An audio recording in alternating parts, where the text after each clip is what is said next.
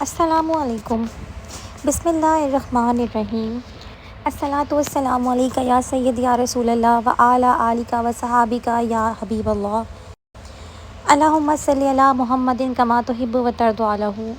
ناممکن کو ممکن کرنے والا وظیفہ میں نے زندگی میں 5 سے 6 دفعہ آزمایا ہے اور آپ سب کے ساتھ شیئر کرنے جا رہی ہوں۔ صدقہ جاریہ سمجھ کر مجھے بھی اپنی دعاؤں میں یاد رکھیے گا۔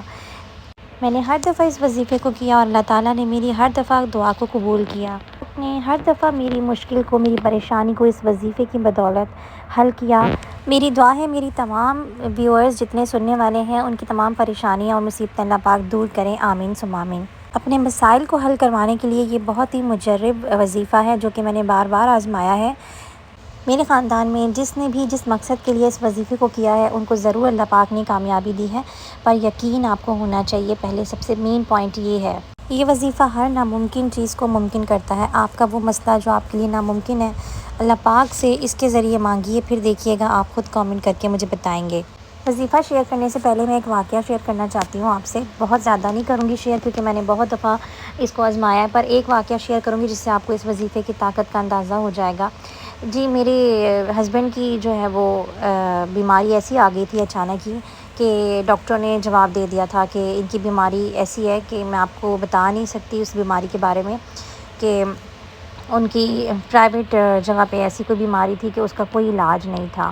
تو یہ وظیفہ میں نے کسی سے سنا تھا اور پھر میں نے اس کے بارے میں سرچ کیا، تو اللہ کے پاک کلام میں ویسی بہت برکت ہے۔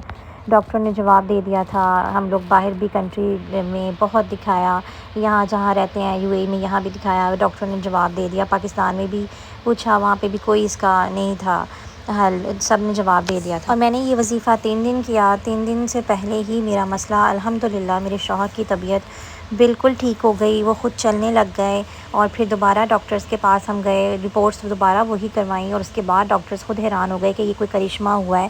اللہ پاک آپ کی نیتوں سے واقف ہیں، سچے دل سے یقین سے اگر کریں گے تو اللہ پاک بے شک ہمیں وہ چیز عطا کرتا ہے۔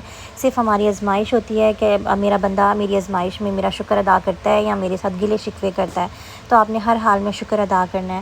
دوسری بات میں آپ کو پہلے وظیفے کا بتا دوں، بہت لمبی ویڈیو نہیں کروں گی۔ اگر آپ اس کے بارے میں مزید پارٹ 2 چاہتے ہیں کہ واقعی میں بتاؤں کہ کس کس مشکل میں نے اس کو استعمال کیا، یعنی کہ اس وظیفے کو اپنی زندگی میں کیا اور کیسے مجھے فائدے آئے، تو وہ میں آپ کے ساتھ کروں گی۔ اگر آپ مجھے کامنٹ کریں گے اس کا پارٹ 2 کریں تو میں ضرور بناؤں گی۔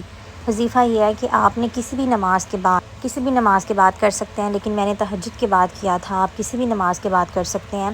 آپ نے اول آخر درود پاک پڑھنا ہے، اور تہجد کے بعد میں نے کیا تھا درود تنجینہ پڑھا تھا 1000 دفعہ۔ 3 دن آپ نے پڑھنا ہے درود تنجینہ۔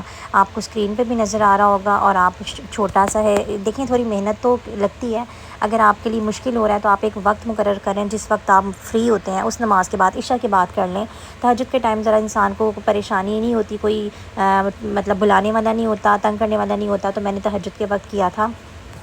آپ آرام سے کر سکتے ہیں۔ 3 دن آپ نے کرنا ہے 1000 پھر اللہ تعالیٰ سے دعا کرنی ہے، اور انشاءاللہ تعالیٰ میرا یقین ہے، میرا ایمان ہے کہ آپ کی مشکل سے مشکل، ناممکن سے ناممکن کام بھی آپ کا حل ہو جائے گا انشاءاللہ تعالیٰ، کیونکہ 1000 دفعہ آپ نے پڑھنا ہے۔ جو تو پڑھتے رہتے ہیں عام روٹین میں، ان کی تو زبانی جو ہے وہ زبان رواں ہوگی، وہ جلدی پڑھ لیں گے، لیکن دیکھیں اگر آپ نے کچھ پانا ہے تو کچھ کھونا بھی پڑتا ہے۔ تھوڑی سی محنت تو ہر چیز لیتی ہے نا، اللہ تعالیٰ کے لیے بھی ہمیں یہ اپنے ہی مفاد ہے اس میں ہمارا، ہمیں تھوڑی سی محنت کرنی پڑے گی تو ہمیں اس کا پھل ملے گا۔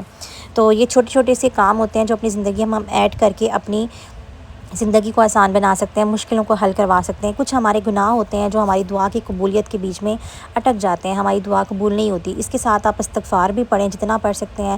میں کہوں گی آپ 100 ٹائم پڑھ لیں اس وظیفے کے ساتھ، کیونکہ اتنا ٹائم نہیں ہوتا۔ آپ تہجد کے بعد پڑھ لیں، فجر کے بعد دفعہ درود تنجینہ کو پڑھنا ہے، پھر آپ دیکھیے گا آپ کے وہ ناممکن کام کیسے حل ہوتا ہے۔ تو یہ میرا چھوٹا سا وظیفہ ہے۔ اگر آپ کو اس کے نتائج نہ ملیں، آپ یہاں آ کے میرے چینل کو انسبسکرائب کر دیجیے گا۔ ملتے ہیں اپنی اگلی ویڈیو میں، اپنا خیال رکھیے گا، اللہ حافظ۔